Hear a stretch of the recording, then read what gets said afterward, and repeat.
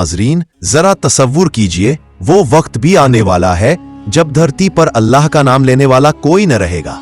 हर तरफ शिर्क और गुमराही का अंधेरा छा जाएगा। ऐसे में अल्लाह ताला अपने बरगुज़ीदा फरिश्ते हजरत इसराफील अलैहिस्सलाम को हुक्म देंगे कि सूर फूंक दिया जाए। ये सूर फूंका जाना कोई मामूली बात न होगी। ऐसा जोरदार नफखा होगा कि आसमान और जमीन की पूरी मखलूक कांप उठेगी, हर चीज ललज़टेगी।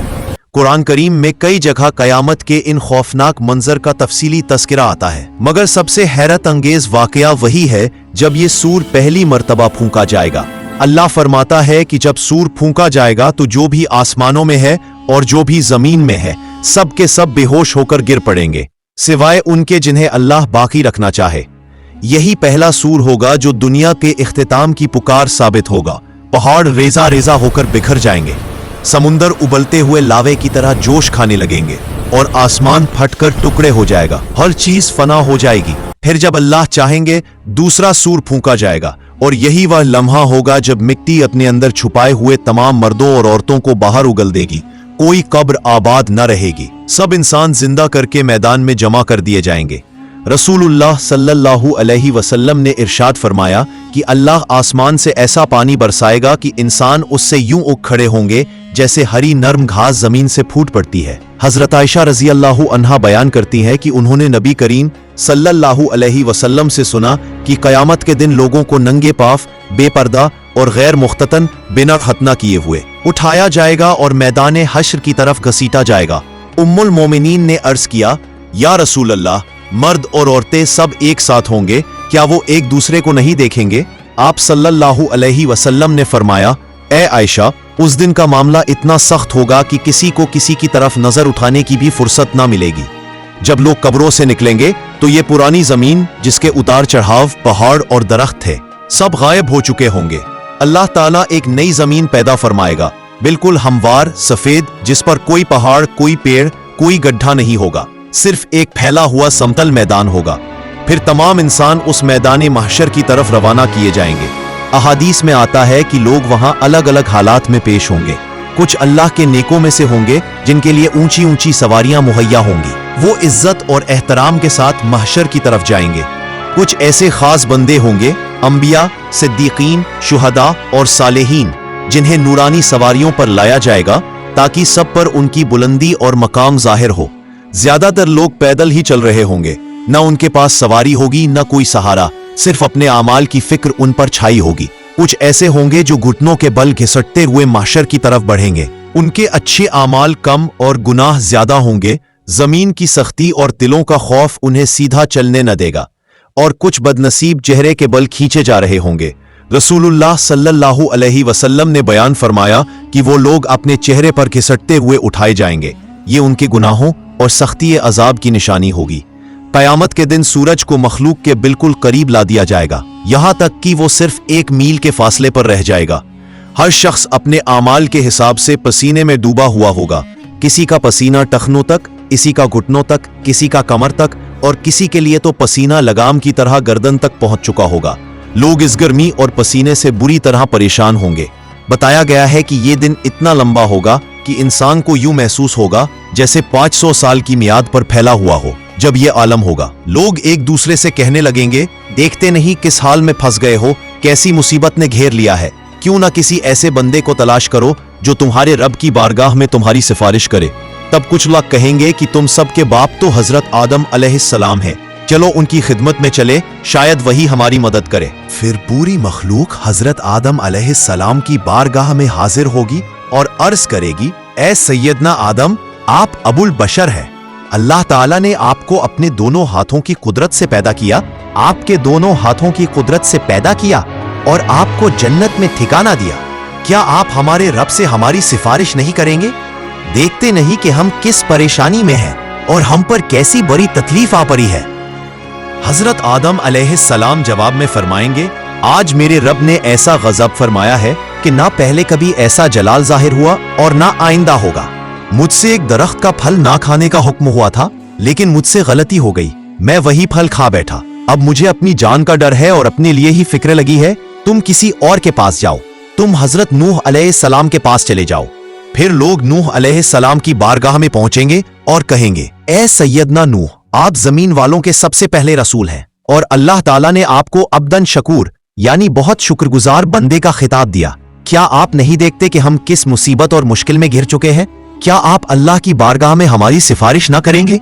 हजरत नूह अलैहिस्सलाम भी वही जवाब देंगे, आज मेरे रब का गजब ऐसा है कि ना पहले कभी हुआ ना आइंदा होगा। मुझे अपनी जान की फिक्र है, अपने नफ्स की हिफाजत की परवाह है, तुम किसी और के पास जाओ।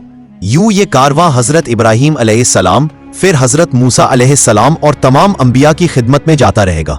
हर नबी अपनी किसी कमी, किसी खता या किसी खास वजह का तज़किरा करके सिफारिश से माजरत करेगा और कहेगा कि मैं इसके काबिल नहीं, किसी और के पास जाओ। हर एक को अपनी जान का डर होगा, हर एक को अपने ही मामले की फिक्र घेरे रहेगी।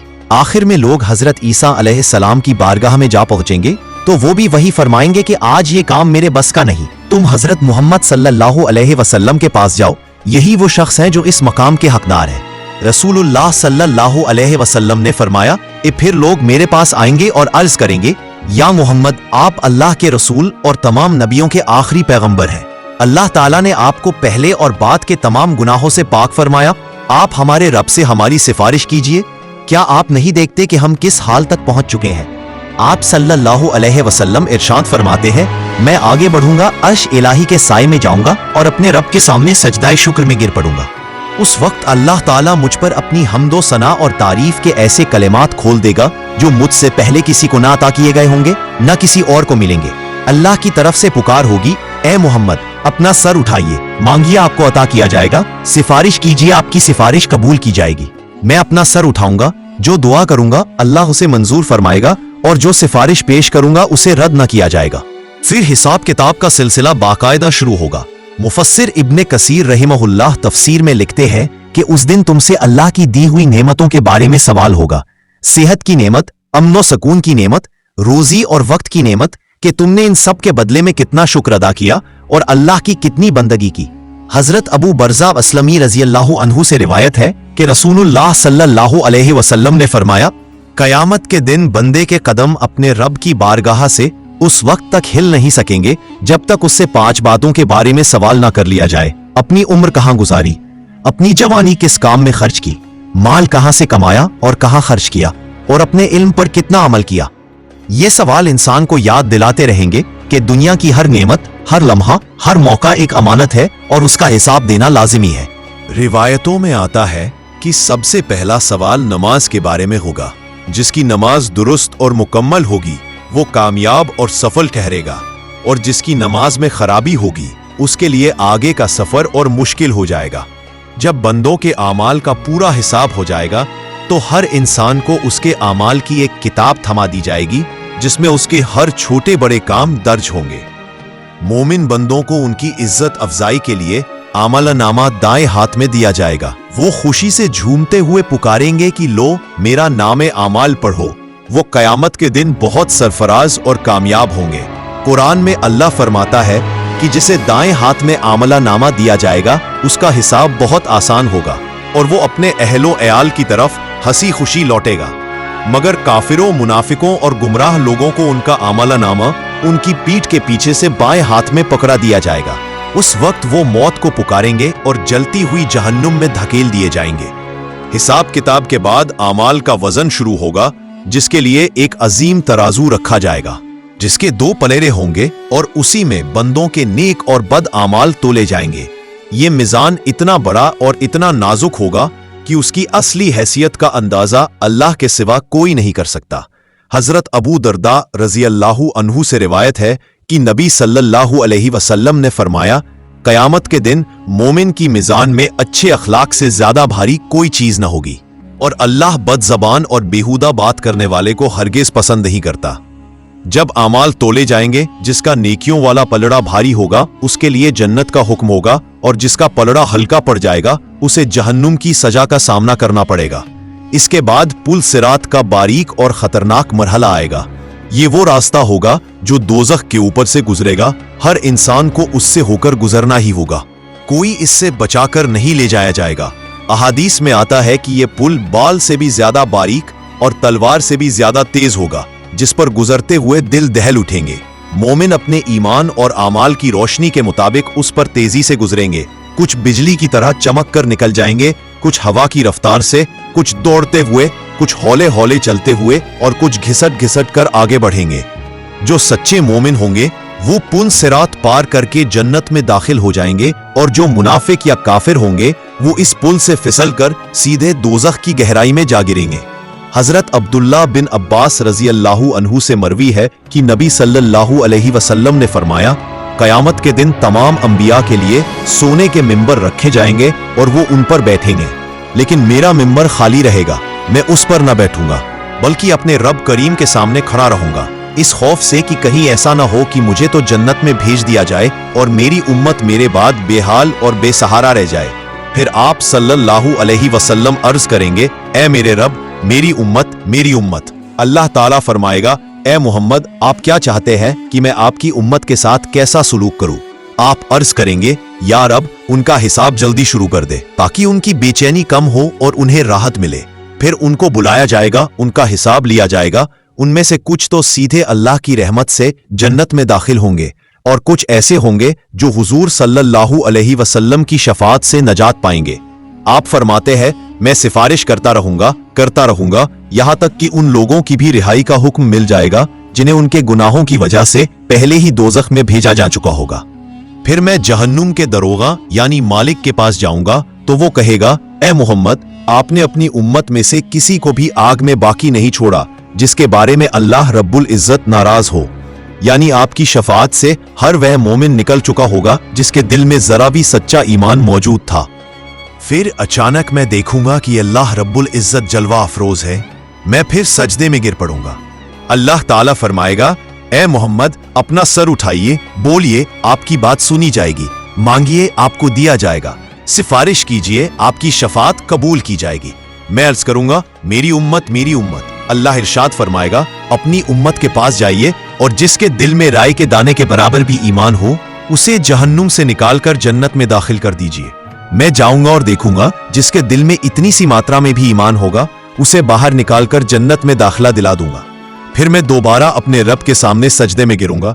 फिर वही पुकार होगी, ए मोहम्मद, अपना सर उठाइए, बात कीजिए, आपकी बात सुनी जाएगी, सिफारिश कीजिए, आपकी शफाअत कबूल की जाएगी। मैं फिर अर्ज करूंगा, या रब, मेरी उम्मत, मेरी उम्मत। अल्लाह ताला फरमाएगा, जाइए और जिसके दिल में राय के सबसे छोटे दाने से भी बढ़कर ईमान का जरा सा नूर मिले उसे भी जहन्नुम से निकालकर जन्नत में दाखिल कर दीजिए। आप सल्लल्लाहु अलैहि वसल्लम फरमाते हैं कि मैं बार बार सजदा करता रहूंगा और शफाअत की दुआ करता रहूंगा यहां तक कि अल्लाह का फजल होगा कि ला इलाहा इल्लल्लाह सच्चे दिल से कहने वाला कोई भी मोमिन आखिरकार जहन्नुम में हमेशा के लिए बाकी न रहेगा। सबको किसी न किसी मरहले में जन्नत की तरफ निकाल लिया जाएगा। अल्लाह रब्बुल इज्जत के सामने ये अर्ज करते हुए कि उम्मती उम्मती, नबी रहमत सल्लल्लाहु अलैहि वसल्लम उस दिन भी अपनी उम्मत को नहीं भूलेंगे और गुनाहगारों के लिए भी बार बार रहमत की भीख मांगते रहेंगे।